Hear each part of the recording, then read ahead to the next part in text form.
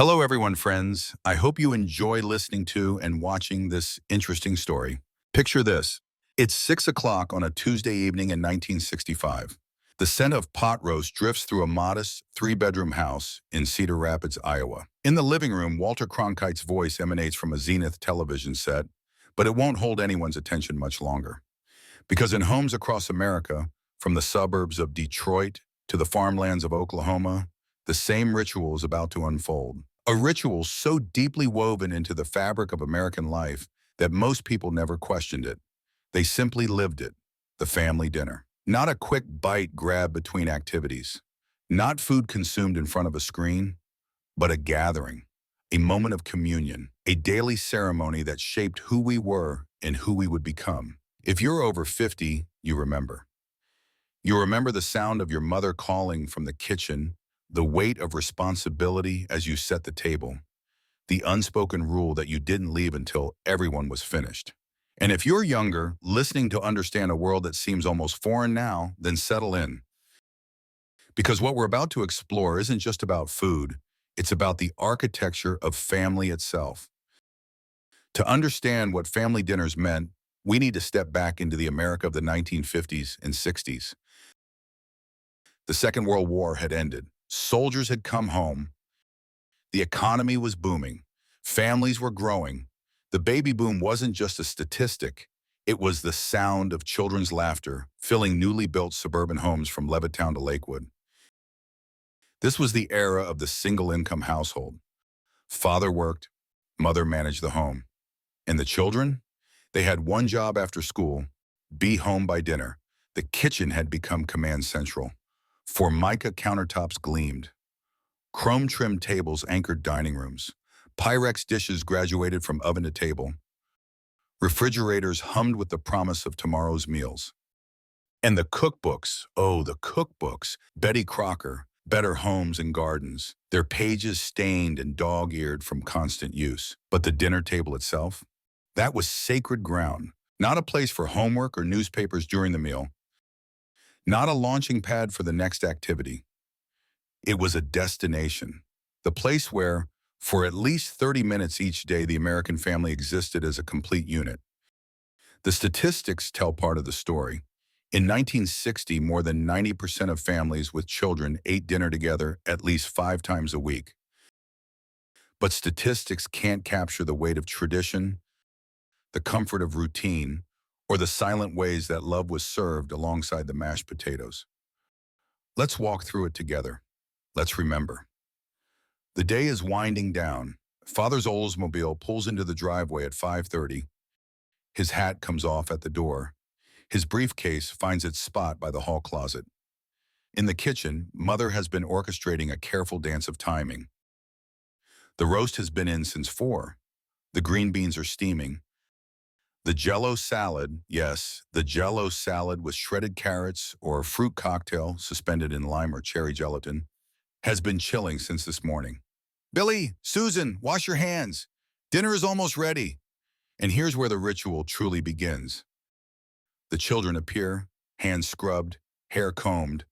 The table has already been set, sometimes by the children themselves, learning the proper placement of forks and knives.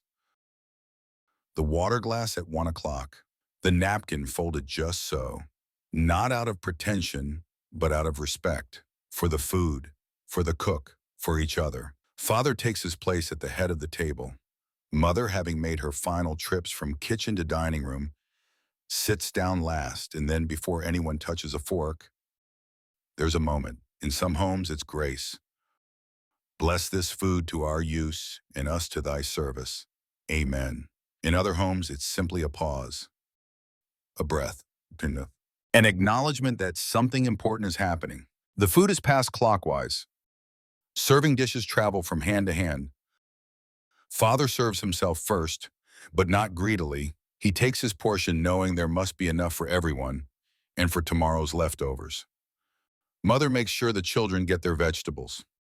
Susan, 3 more green beans. Do I have to? 3 more. Then you can have dessert. This wasn't just about nutrition, though certainly Mother had studied the 4 food groups posted in her kitchen. This was about something deeper.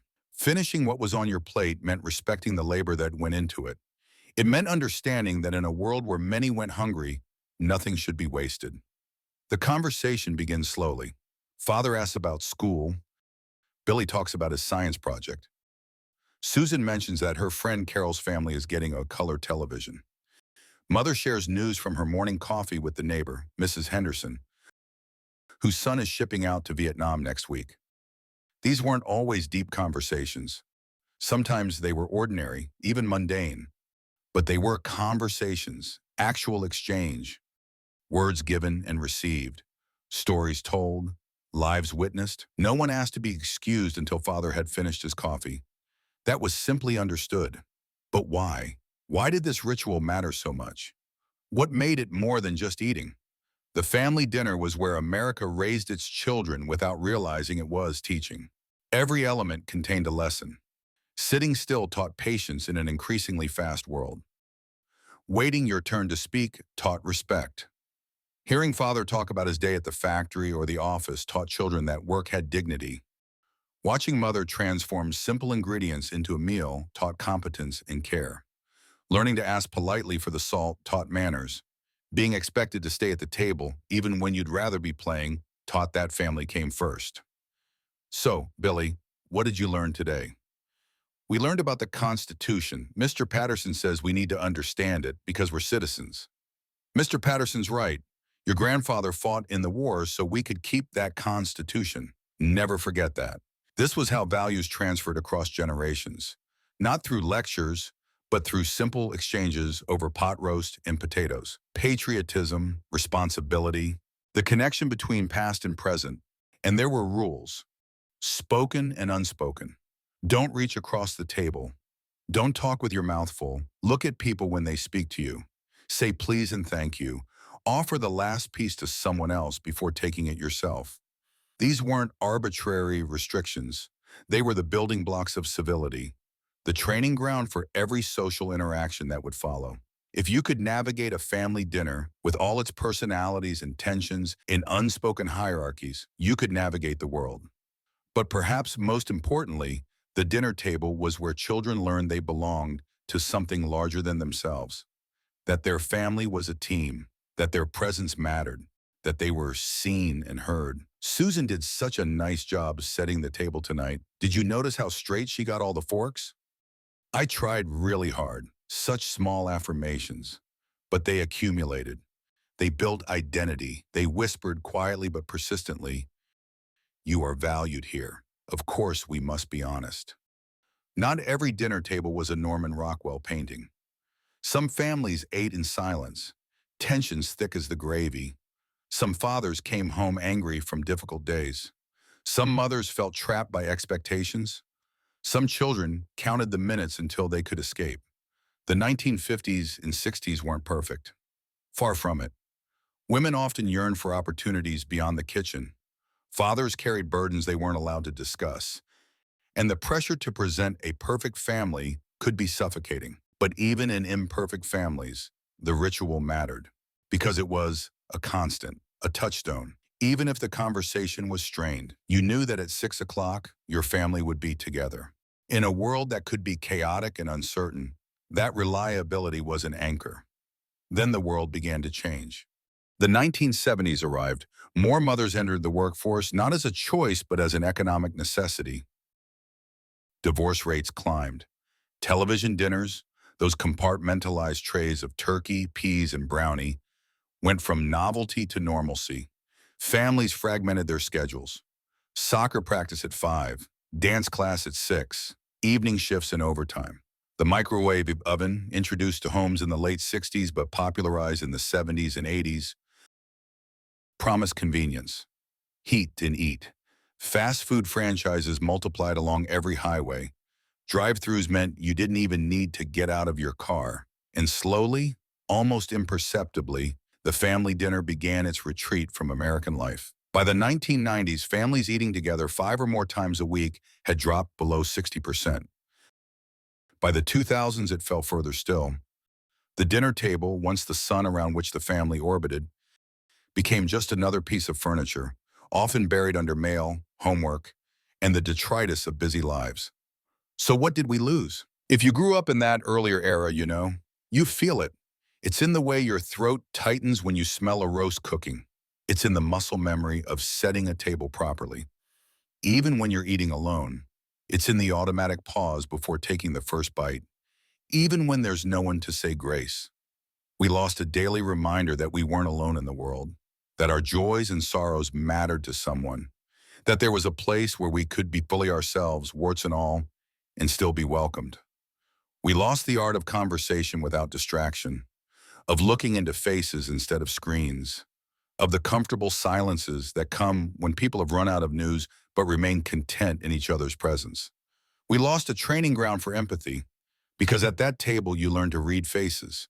You could tell when father had a hard day at work just by the set of his jaw. You knew when mother was worried before she said a word. You discovered that your little brother, who annoyed you all afternoon, was actually nervous about his spelling test tomorrow.